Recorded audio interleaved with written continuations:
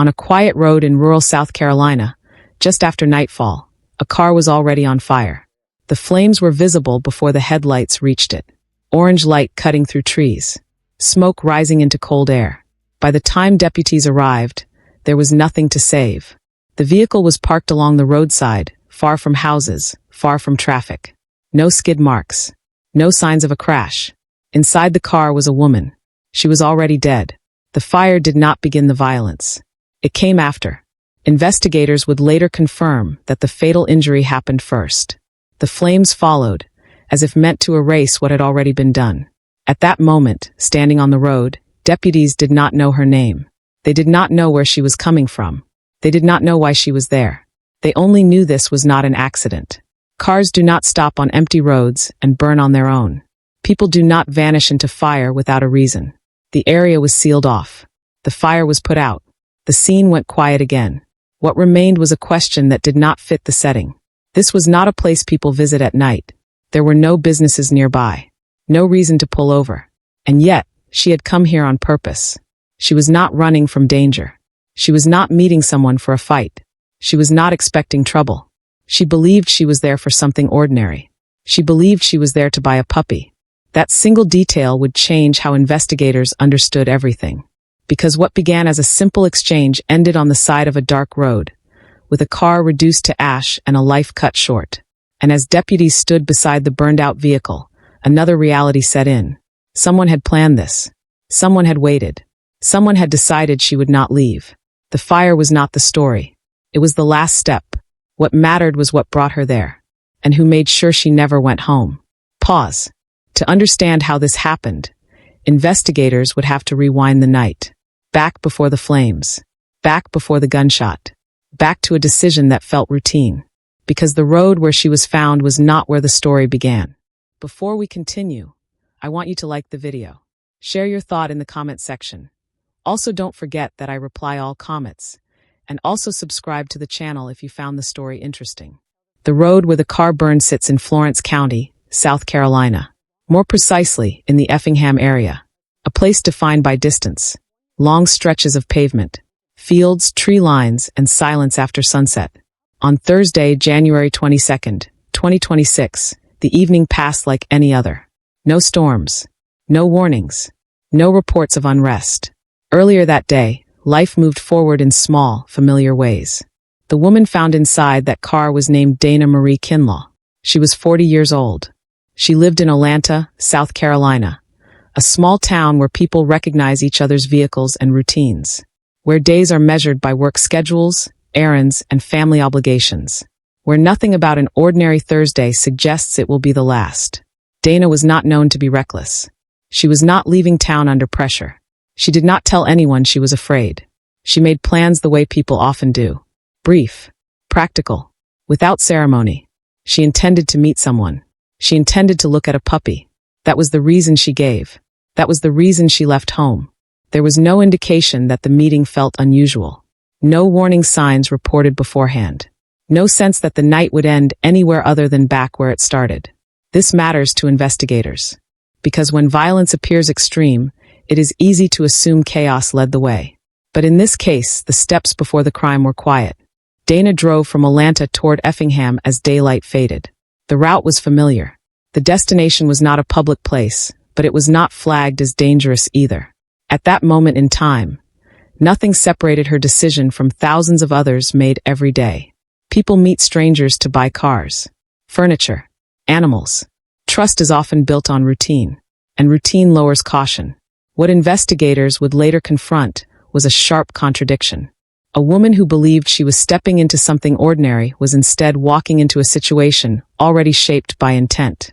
The imbalance between expectation and outcome would become one of the defining elements of the case.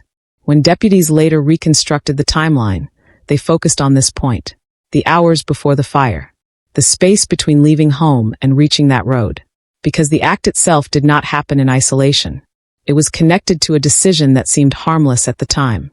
As the investigation moved forward, the setting took on new meaning. The distance from Olanta. The isolation of Effingham roads. The absence of witnesses. These details were not dramatic on their own. Together, they formed a pattern. one that suggested preparation rather than chance. At the center of it was Marie Kinlaw, a woman whose last known intention was simple, a woman who did not expect danger. To understand what happened next, investigators would narrow their focus. Away from the burned vehicle, away from the flashing lights, back to the meeting itself, and the people who arranged it, because the truth of that night did not begin with fire. It began earlier. The plan was simple. Dana believed she was meeting someone to buy a puppy. There was no urgency attached to it, no pressure, no sign that this was anything more than a routine exchange. The information did not come from a stranger on the internet.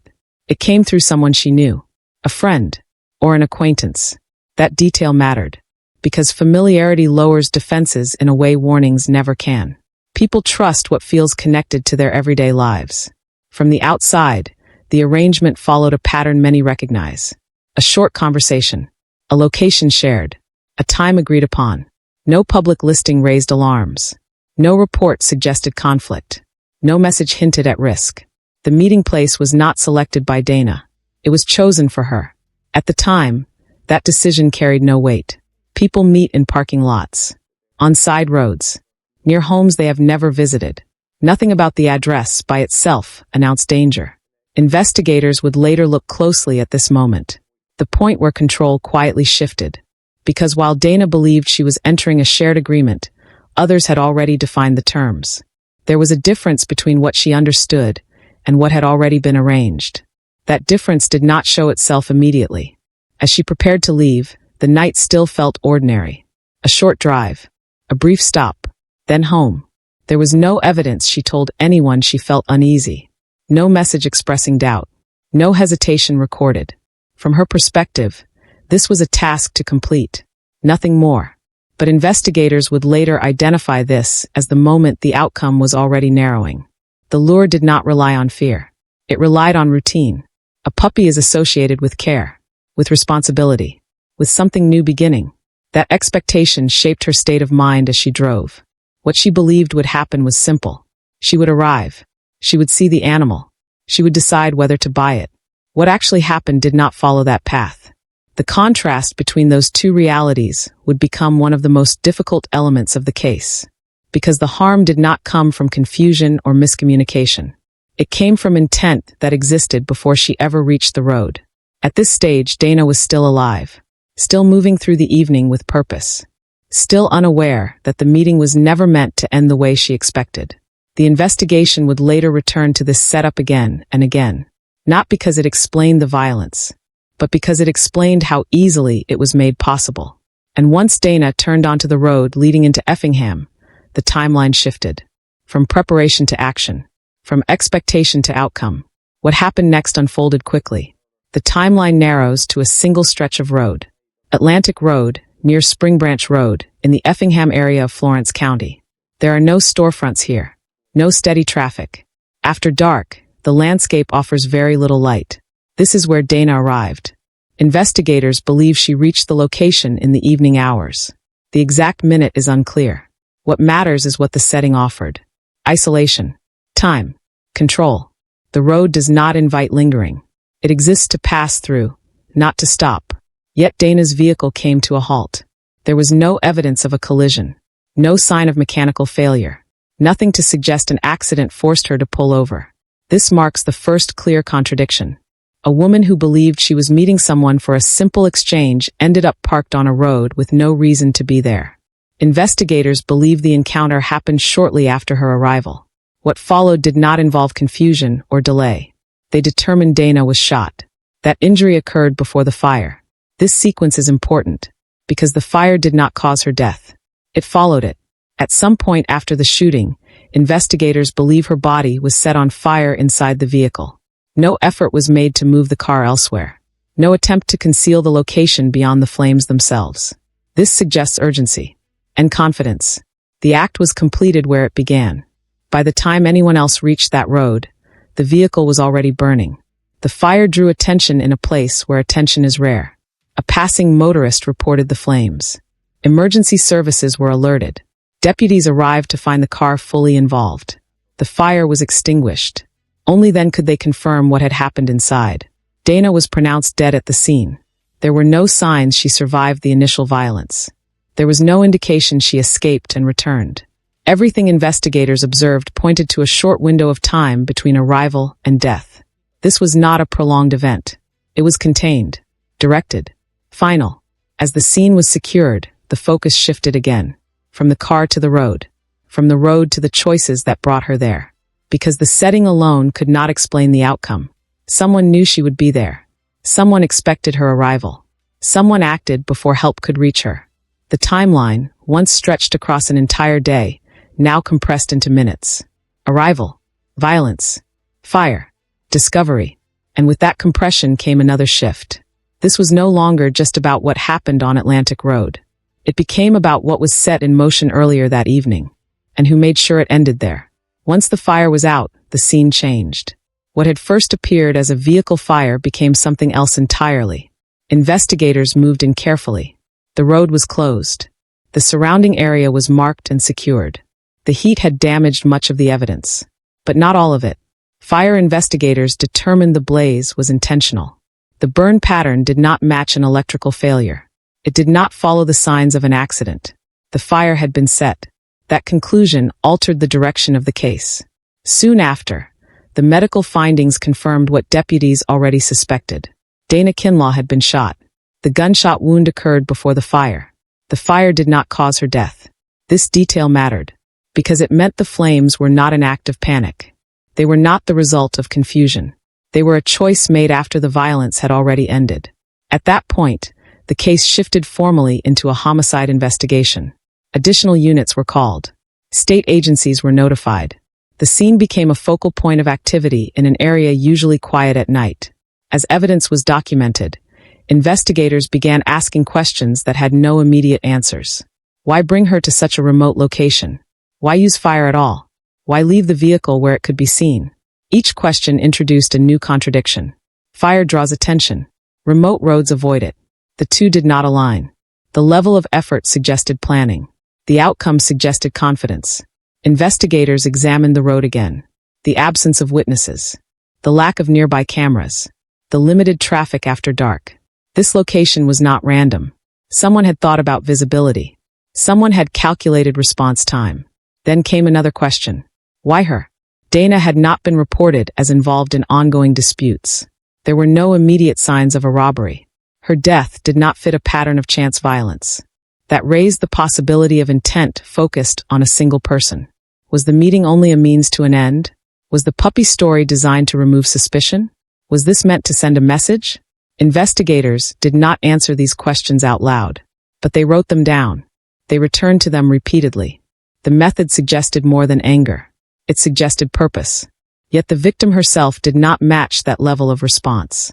A woman leaving home for an ordinary errand does not align with such an outcome. This imbalance became one of the defining features of the case. As the night moved toward morning, attention shifted away from the road. Investigators began reconstructing Dana's final hours. Phone records, messages, the people she spoke with before leaving. Each contact was reviewed. Each detail weighed.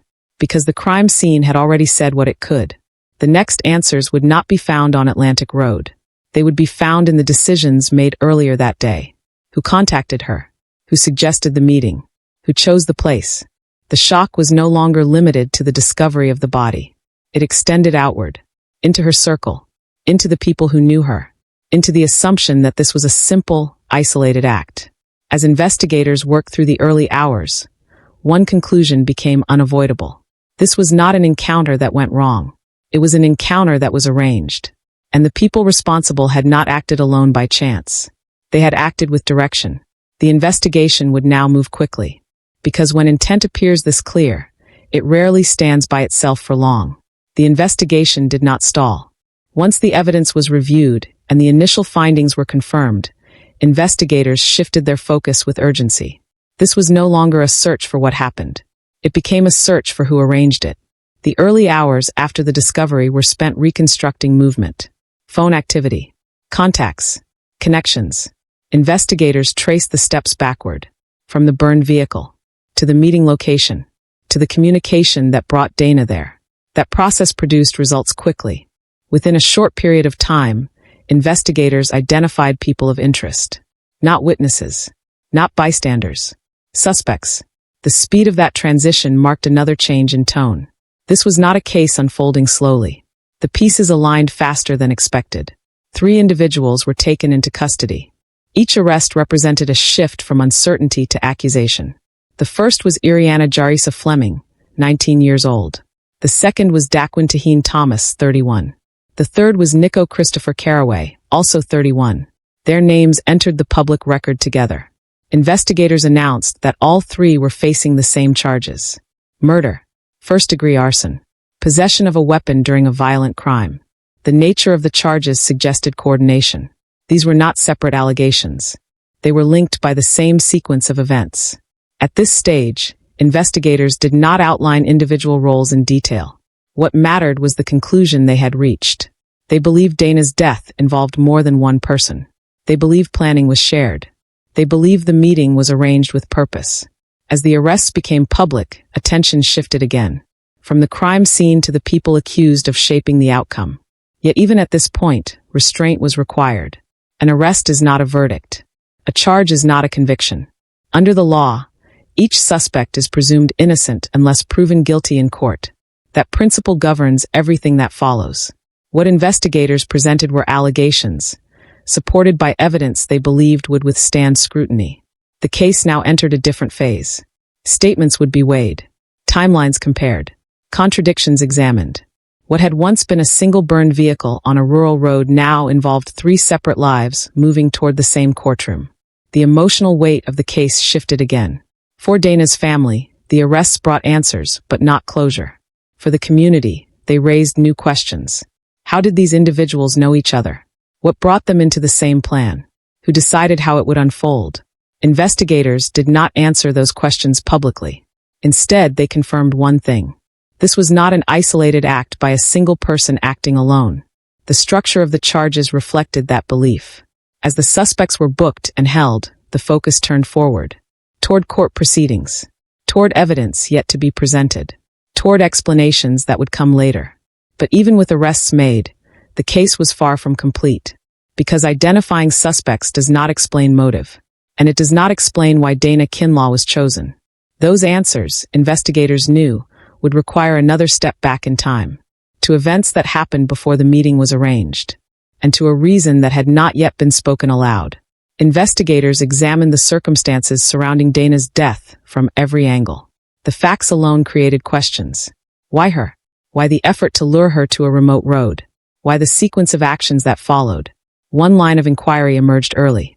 A possible connection to events in a neighboring county, Darlington County. Authorities suggested the homicide may have been linked to a previous death in that area. Details were limited. The investigation remained active. No conclusions had been reached in court. The name of her son appeared in early statements from law enforcement, though the full context was not publicly disclosed. At this stage, the relationship between the previous incident and Dana's death remained unverified. Investigators framed the situation as a possible retaliation.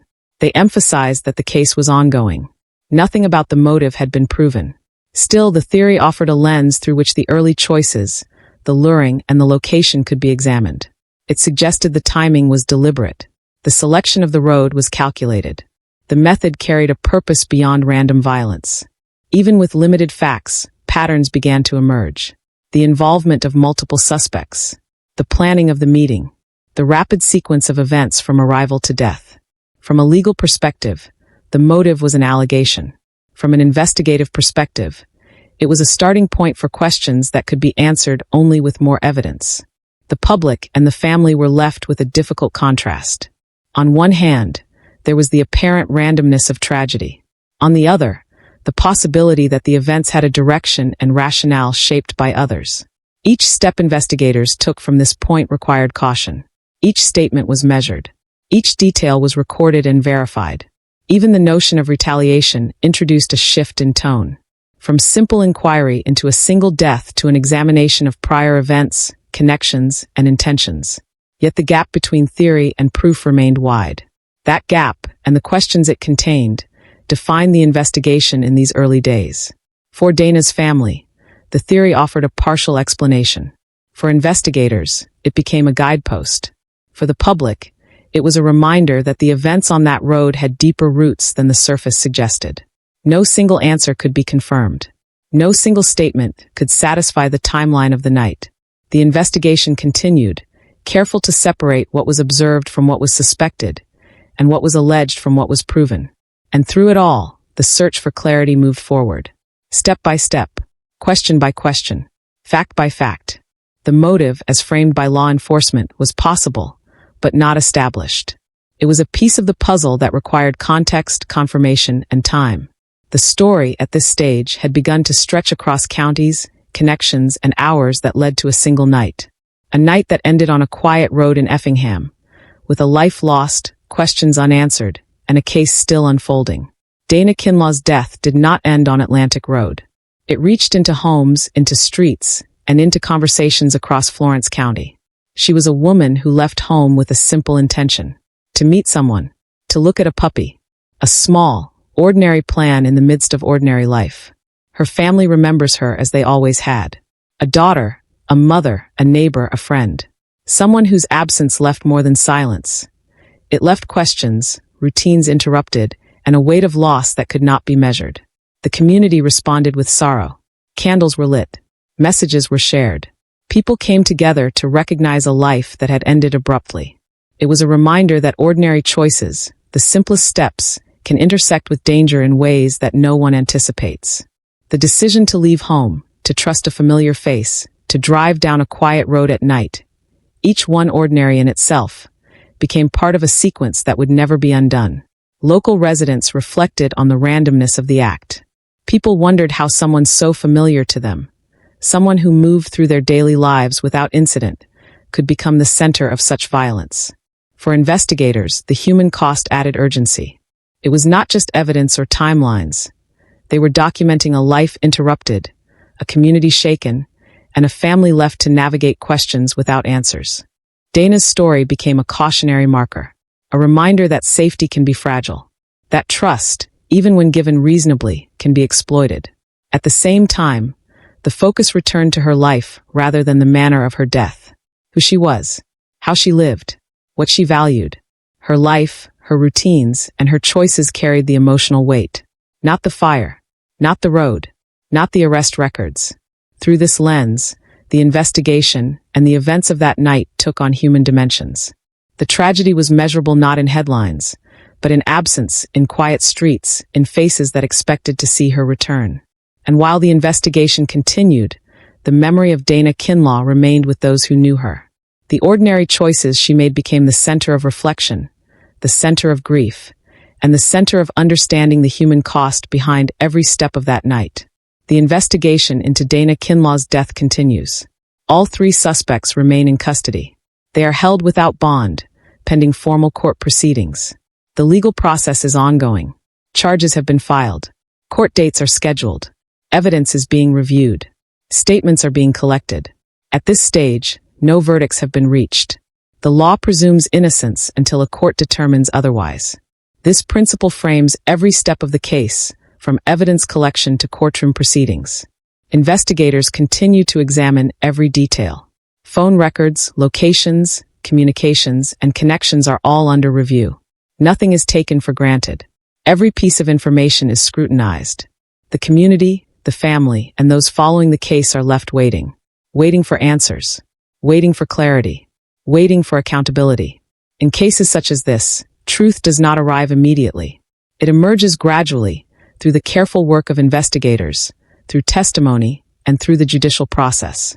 The burned car on Atlantic Road remains a stark reminder of the night Dana's life ended. But the broader story, why it happened, who was responsible, and what led to that road, continues to unfold. As the investigation proceeds, one fact remains certain. The work of justice moves deliberately, it moves methodically, and it moves in accordance with evidence. Patience and attention to detail guide the next steps. Each piece of the case must be examined, verified, and understood. For now, the suspects remain in custody. The community remains in reflection, and the family continues to seek answers. The case is active. The process continues. And over time, with careful inquiry, the full scope of what happened that night may come to light. The events of that night began with something simple. A decision to leave home. A plan to meet someone. A routine errand, ordinary in every respect. Dana Kinlaw intended to buy a puppy. It was a choice made without hesitation, without fear. A choice rooted in trust, in the assumption that familiarity brings safety. That trust was violated. A plan that should have ended with a new companion instead ended in tragedy. A short drive, a quiet road, a meeting arranged by others. These ordinary steps became the framework for a life lost. The case continues to unfold. Investigators follow the evidence. The suspects remain in custody. Court proceedings will eventually test the claims and determine responsibility. For the family and community, the loss is measured in absence. For investigators, the focus remains on fact, on timelines, on connections.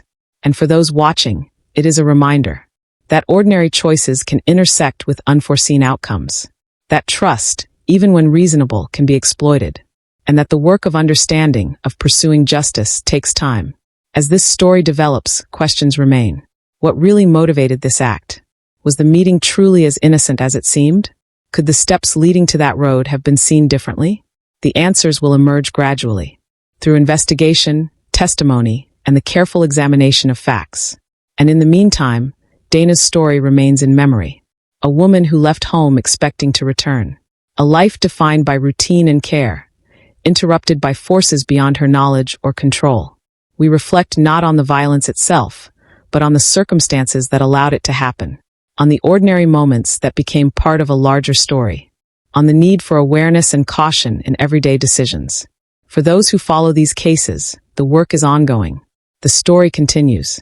The pursuit of clarity continues. What do you think really motivated this crime? Should luring someone be treated as a separate offense? Share your thoughts, reflect on the events, and consider the small choices that shape every day. And for more carefully researched true crime stories, subscribe.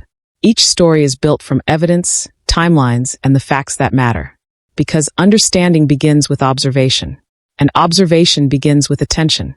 Dana Kinlaw's story will continue to unfold as investigators work. But her life, her decisions, and the trust she placed in others remain at the center of every step forward. Remember to subscribe to this channel. Thank you.